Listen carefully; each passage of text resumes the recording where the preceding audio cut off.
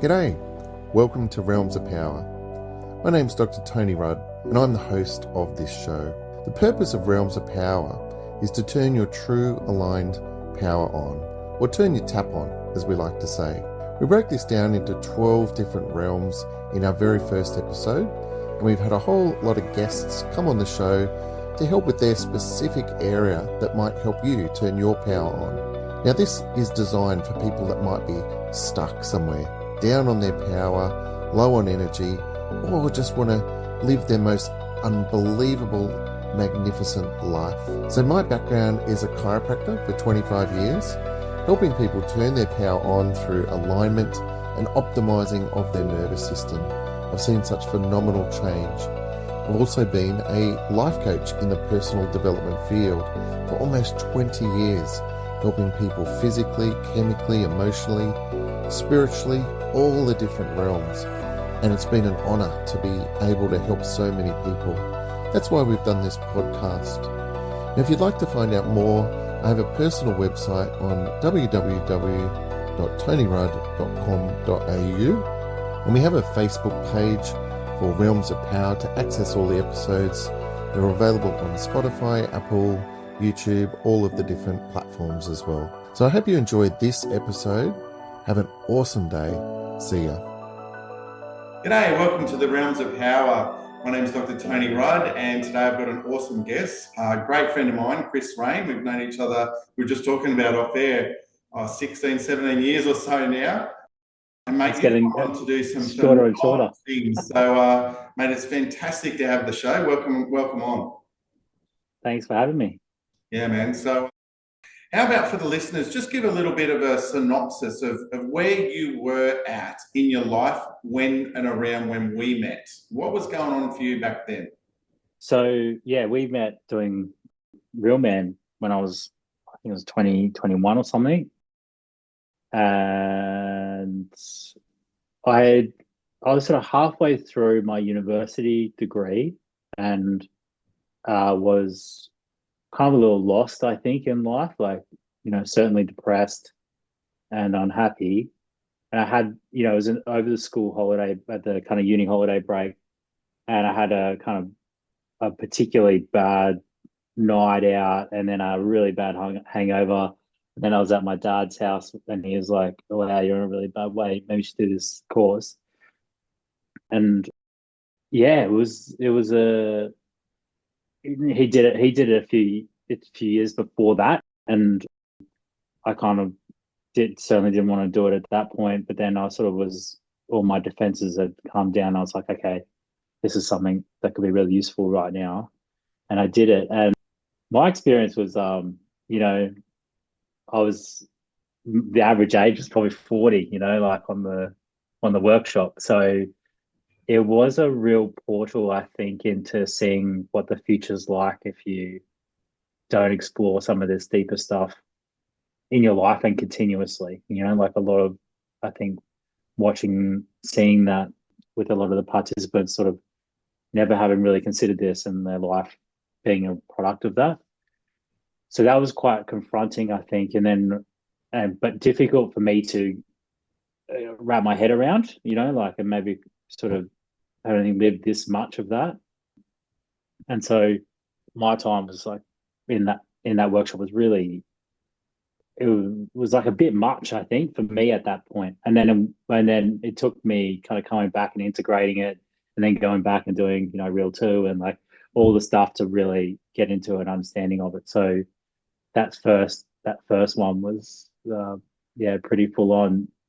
But the change in my life, like to answer your question, like I think, so it was in the middle of university holidays. I went to university. Then going back to university, I remember the first class I walked into after that kind of break and having done Real Man and gone through that experience. Like I remember walking into a classroom and going, "Oh, wow, like I could do that." Like the lecturer was talking about this guy that Edward Bernays, who kind of invented public relations, and all of a sudden just had this self-belief that, oh, actually I could do something like that. Whereas before, I think it was like the fog had kind of been lifted, and what a gift, at 21 to have that self-belief, not having it and then having it. And because everyone that's that age should believe that they can do whatever they want, like that you have your whole life ahead of you and there's so much possibility. So it was a real market difference, I think, between that and then doing Real Man and then coming back and doing my own integration work, particularly with my stepmom and meditation, and then going back to university again. And then my life completely changed. Totally changed, mate. And obviously, I followed your story, and you've had some phenomenal changes for other people's lives. Many people's lives you've impacted, and whether that came from the self-belief or hanging with those people at that time, and it doesn't have to be that course. It could just be something that people do to find that belief in themselves, to stand into their power, and that you have a voice and you can make a difference. So you went off to do Hello Sunday Morning. Tell the listeners about what you achieved with that program. Yeah, so I mean, so I did university for a couple of years, and then I got really into nightclub promoting and doing all these events and stuff like that, and starting all these clubs at the University of Sunshine Coast. I got really engaged in life in that particular way, and then I got a job at an advertising agency. And whilst I was there for a year, whilst I was there, we had a camp. We had to come up with a campaign around youth binge drinking, and so I was like part of the binge drinking culture, big time. Like I was, on the weekends working as a nightclub promoter. So like definitely I was incentivized to create it. And then, having to come up with this campaign at the agency in the day, through the week, I was like, oh, I don't know what we would make in, a TV ad that would change this whole thing. So that led me to wanting to do a research project. So I was 21, I think, or 22 at the time, 22, where I wouldn't drink for a year and go do all the things that I would normally do, like at the nightclubs and, parties and stuff, and write about my experience of what that was like as a 22-year-old to really that's learned to drink and use alcohol for, most part of our lives. And the name of the blog was Hello Sunday Morning, because I'd write it on Sunday morning. This is what happened on Friday night, Saturday night, and through the week. It became, it was supposed to be that, but then other people wrote in and were like, oh, we want to, write on the blog too. And then it became a program and a nonprofit, and, and then I spent the next 10 years building that. So it's a kind of funny thing. I never thought it would grow into what it is. And now it's still going. It's about to have its 15th birthday next month. So, but, I'm the founder of that organization, but no longer on the board. And it just continues to grow from strength to strength. So it's kind of cool to see. It's like a legacy, and alcohol can impact people's lives, and temporarily alcohol can help people sometimes with their confidence or with the power in the moment, but it's sort of off center, as you well know. And some people have been massively affected by it. Our family's been affected by it. And what would you say about turning on your power and the relationship of that and alcohol, knowing what you've done with that program over the years? I think the reality is we're a drug using society, like, better or worse, like we use these tools, to cope with life, and sometimes we use them too much, and sometimes, they're helpful, and it's striking that right balance to use them well in the right ritual and in the right, as best as you can, in the best possible way for oneself. So I don't think, I don't believe in prohibition. I think there is a place for alcohol and all forms of drugs in our society. I would say when it comes to being empowered for that power to be an individual choice rather than something that's cultural, and for an empowering culture for people to be encouraged to make their own choices and not be pressured into, kind of homogenous drinking culture. So I think, in the end, we have to reckon with our own choices and consequences.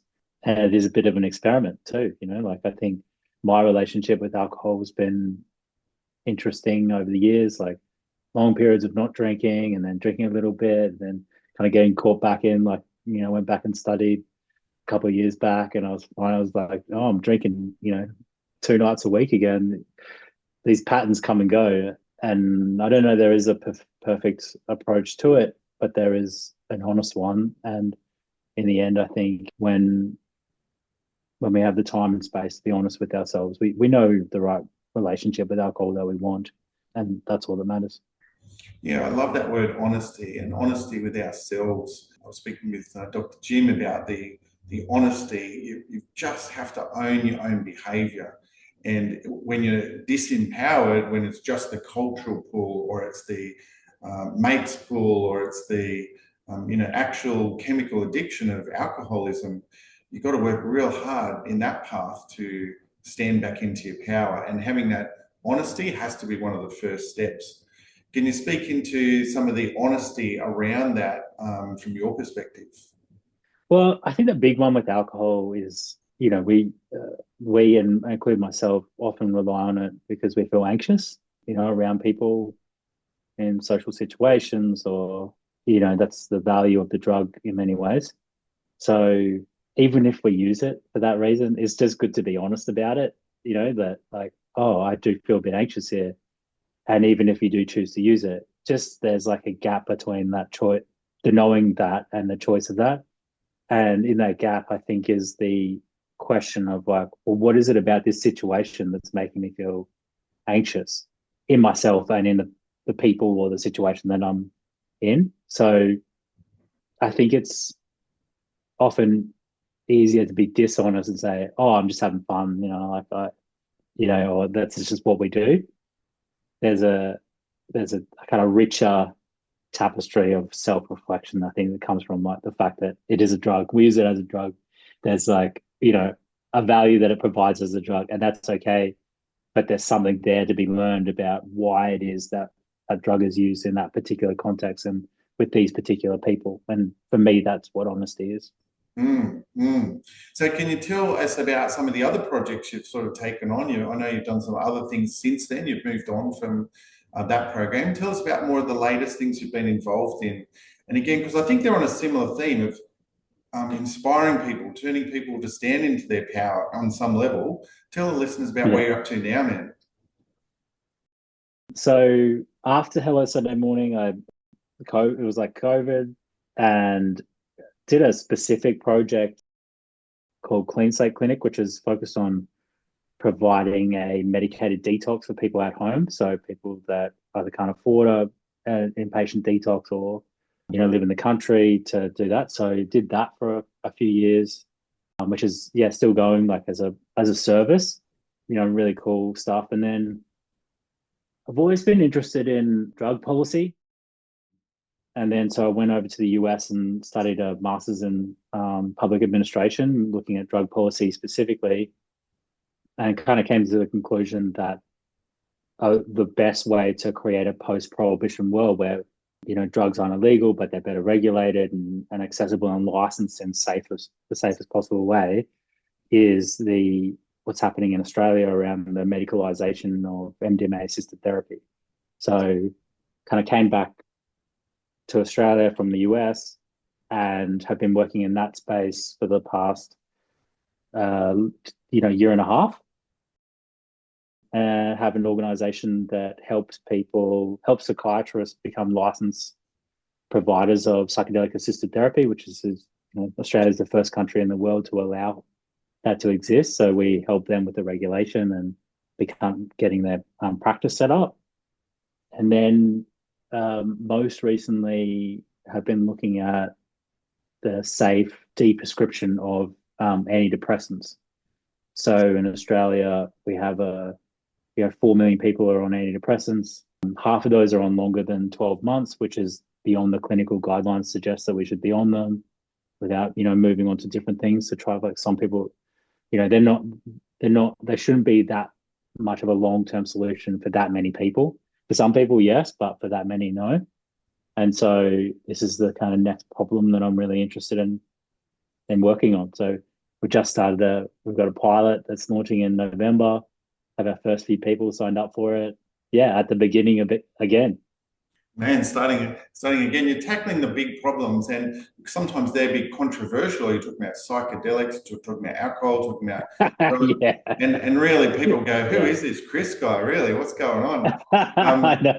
But man, you're I actually know. taking on the big projects because it is controversial. It does impact people's lives. And body chemistry, like as a chiro, I'm a chiro and I'm talking about the nervous system and being in alignment.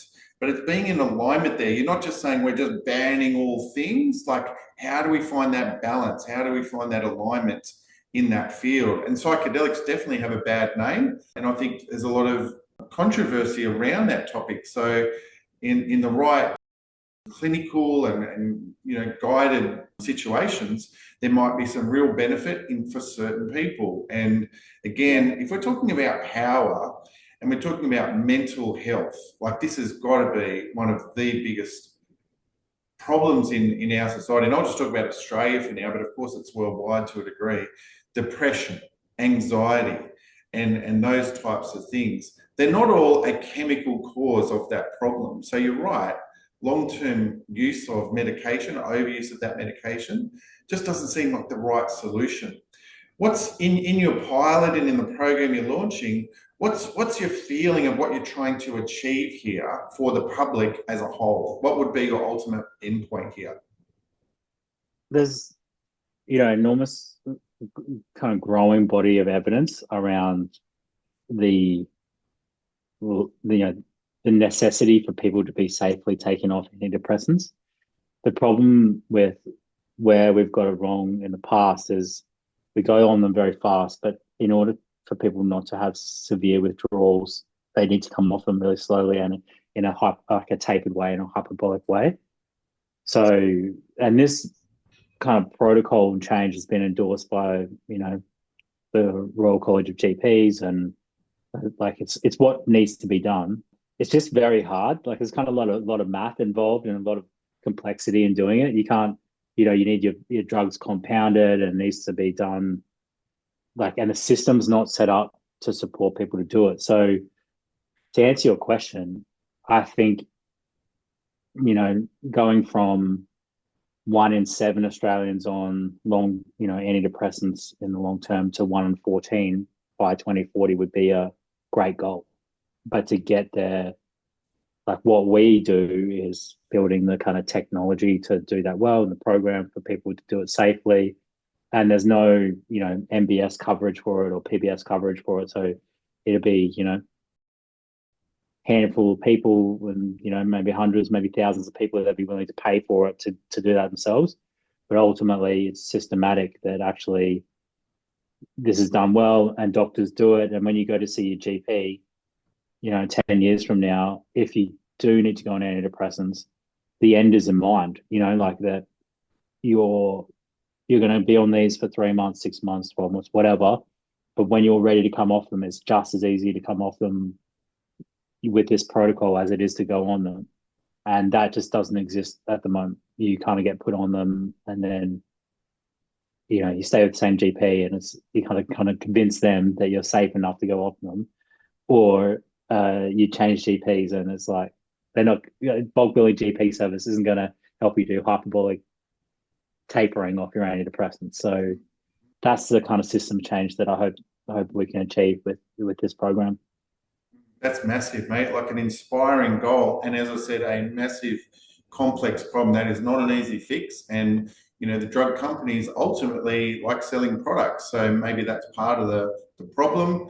And the people that are taking those that do feel better on them, when they come off them, if they're coming off them gently, slowly, whatever the protocol is, if they come off and go back to the same problem and haven't fixed the cause of the problem, well, they're going to be looking for another solution 1, 2, 5 years down the track. So yes, it's part of a solution, but of a very big problem. So, man, I really acknowledge you for taking on the big challenges and just with the vision of getting people back into their power, standing in their power.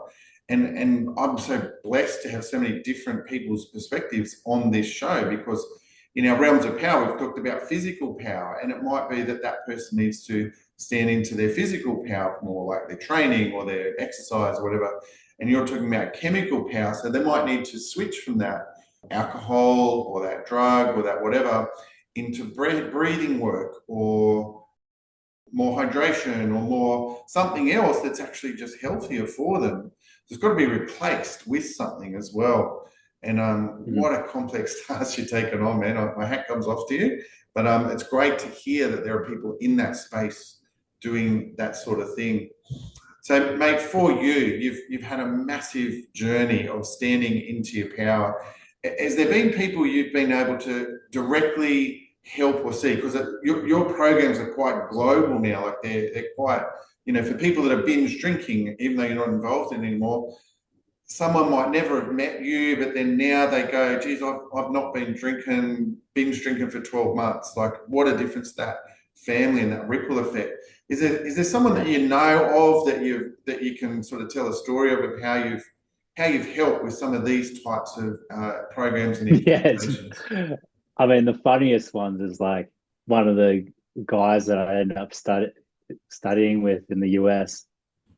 He was over there as well, and like, and like we were at the pub at university, and I was like, he's like, oh, what did you do back in Australia? I was like, oh, we're drinking a beer together. And he's like, oh, I took 6 months off. I read this Hello Sunday Morning thing. I was like, oh, I did that, like. Never told him it was your program. Yeah, I love it, man. So it's sort of funny how you kind of end up in these circles and meeting people. And I think the impact of Hello Sunday Morning, like, not that I was ever set out to have that intention, but it's sort of the thing I'm most proud of is not people getting sober. I think that's awesome, like for people to either take breaks or to be sober. I think the thing that's like that organization at that point and today is part of the broader cultural change, which is I think people are more accepting of a variety of choices that, like, you don't have to drink, if you don't want to. And so I think that culture has shifted and people are more interested in non-alcoholic drinks and experimenting and like sober curious about different things. So for me, and you see that everywhere, you'll see that at parties, at like, barbecues, and it just feels like with young people, it's a very different culture. Whereas, when we were coming up, there was so much more pressure to conform, particularly around alcohol use. So that change, I think, is pretty cool. Like, I think it's nice to see that. And in a way, it's sort of self-empowering for people. Yeah, look, man, there's no way you can really truly measure it. And there's something about you, Chris. You've always been a quiet, humble man. You're able to speak and have a laugh, but you're not even really trying to do it for the credits. And I love that about you. You've just been achieving just great things. Mate, I take my hat off to you. How would you inspire or share someone else that has a vision like this? And it could be in any field. It doesn't have to be in this field. How would you inspire maybe a younger person, or it doesn't matter how old they are, if they've got a dream to make an impact on the world? I did one of my work podcasts here on creating your authentic voice and standing into your power, actually just doing the thing, and its consistency and showing up. How would you inspire someone in that realm of power? Yeah, I mean, you have to be playful with these things, like, and try. Like, I mean, so many different iterations of stuff that I've done hasn't worked. Like, it's not that it hasn't worked. It worked in its own way, like it's a creative project, and you try, like, just because things don't end up where you think they should be doesn't mean that they're a failure, like you. So I think most people just won't put their hat in for things or won't try a project because of how you might look. But it's really good to be comfortable with being messy. Like this pilot that we're doing now, we don't know if, people are going to do it or not. Like, we created it and we're creating it as we go. And we've got 3 people so far. And, it doesn't sound like a lot of people. And maybe we'll get to 10 people and be like, oh, no, it didn't quite work. But there's only one way to find out. And I think I've been lucky that I'm willing to do that and try it. I think it's it's good to, and there's something very alive about that feeling too, like you give something a go and then you see what happens. It doesn't have to be that fancy either, mate, does it? It's just give it a go. I love that, again, just that you quietly spoke and you just humbly put it that, well, we don't know if it's going to work. Let's just give it a go and try, because it's that self-judgment, I think, that stops people a lot of the time, isn't it? They think, oh, what if this doesn't work? How am I going to be judged? And people have those internal blocks. So just have a go. I love it. Yeah, and like a lot of,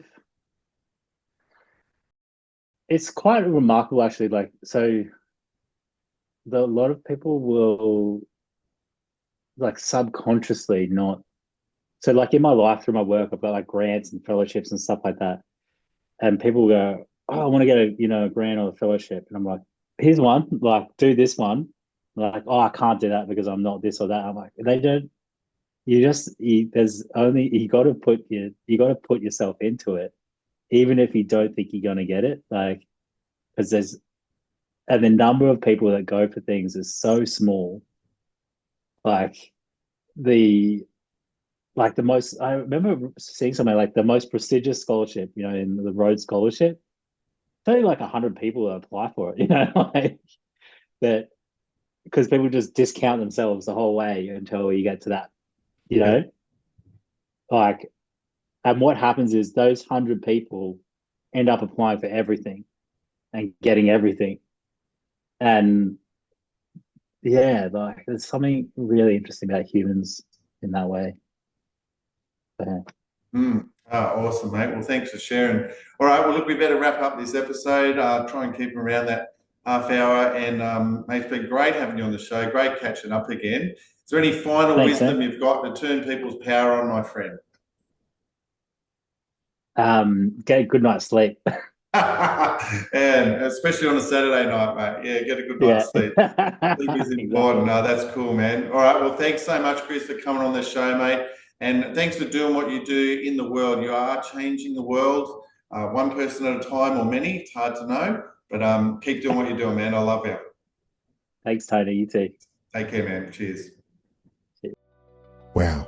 Thank you so much for joining us on this episode of Realms of Power. I have such gratitude for your time and energy and the vision to join us with turning your true aligned power on. To take your power up another level, you could share this episode with someone who you think would benefit, or make a comment online that would help us get this information out there. We'd really appreciate your love and support. Hope you have an awesome day. See ya.